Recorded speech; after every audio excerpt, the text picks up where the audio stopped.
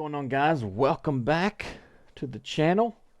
Um, as we all know, Norfolk Southern's under the gun for their training process. If you haven't heard about that, I'm going to try and make a video on that soon too. But I read what happened in Baltimore with the CSX trainee, and this is something that a lot of you new guys and girls looking to work in the industry can learn from. There's just been way too many trainees killed this year or hurt, or newer conductors killed or hurt in the past couple of years, and it's very concerning. And I'm glad that they're getting onto Norfolk Southern, but they also need to start looking at the other carriers also.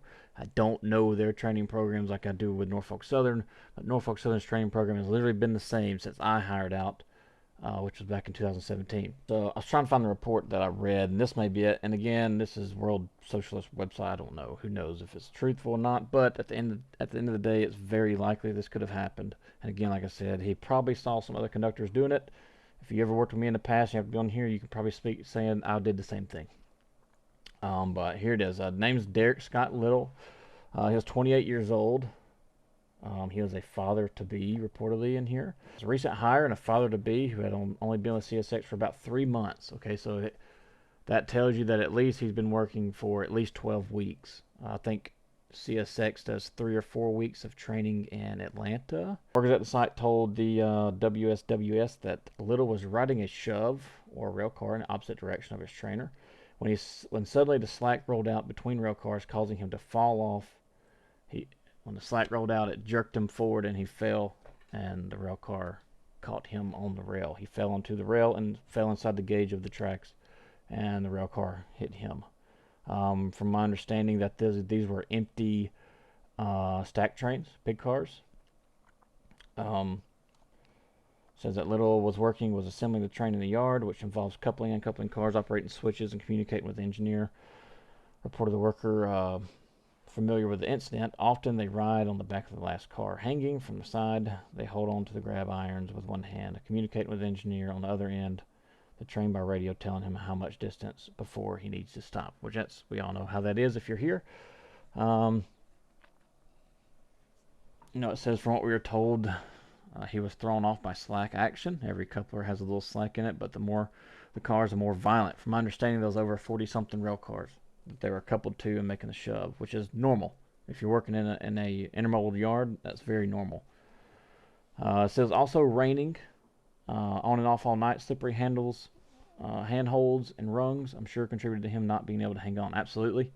If any of you know that if you grab onto a grab iron or trying to ride a shove when it's pouring down rain, it can be tricky, that's for sure. Another worker said, my only concern is the company putting financial gains over employee safety. Facts. Why is a trainee working at night? Well, I understand where he's coming from. Was he alone? Is this unforgiving industry? I think a more seasoned employee should have been with him. We have trainees in positions of trainers. That's unacceptable. That is facts. That is facts. And if y'all remember my last video from several years ago, or not several years ago, maybe last year, when I told you if you watch this video, it could save your life. A friend of mine was working for a big company, and he got crushed, and he lived. He got pinned between a wall and the rail car, and the conductor that he was with had been there for less than a year. A trainee working at night is normal because you're going to be in that environment as soon as you get marked up. I think that's okay.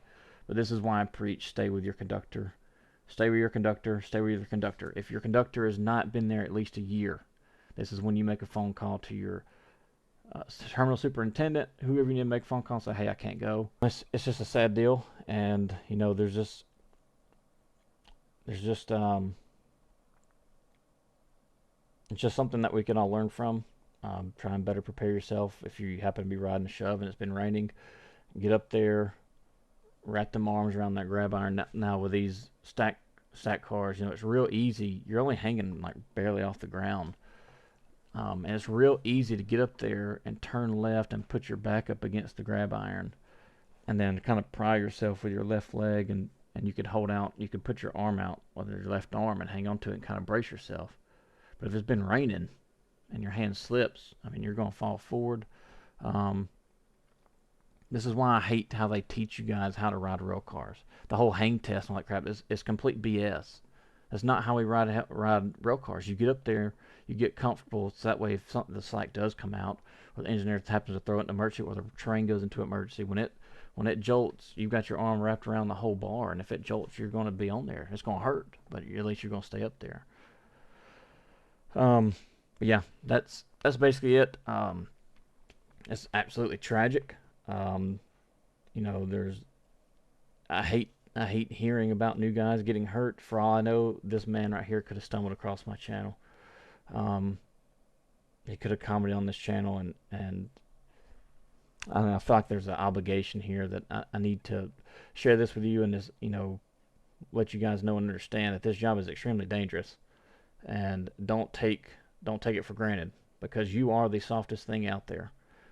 There's no need in cutting corners. There's no need in rushing to get a train somewhere. There's no need in breaking a red zone or a three-step protection or none of that crap. It's not worth it. There's no need in you sacrificing your life. Not that he sacrificed his life, but there's no need for you breaking any type of rules to bend over backwards for these companies. Um, do everything by the book, when it comes to safety, and they can't touch you. I don't care what a train master says, what a terminal superintendent tells you.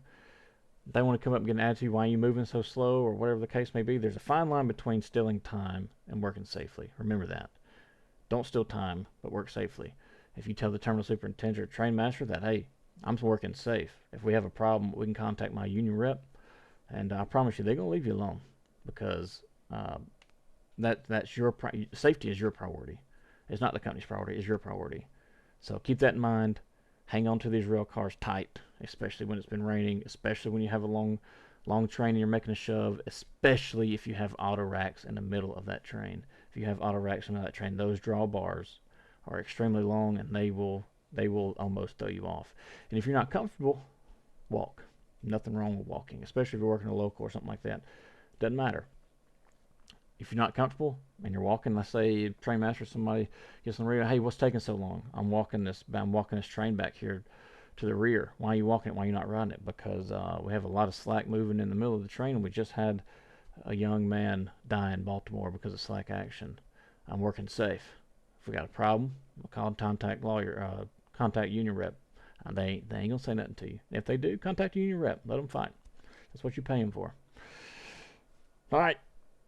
That's it for me. We're going to talk about Norfolk Southern and FRA getting called out. John made a video on it, and I haven't been active, so I kind of go back on the back burner. Whenever he gets done posting something, I'm going to come back and then post behind him. So hope you guys are doing great. If you have any questions, don't hesitate to ask. Send me a message on Facebook. Wish you guys all the best going to school. I do still read every comment for the most part, and I'm always on Facebook and doing something, woodworking, fishing, doing something like that. But I will see you guys in the very near future. Bye.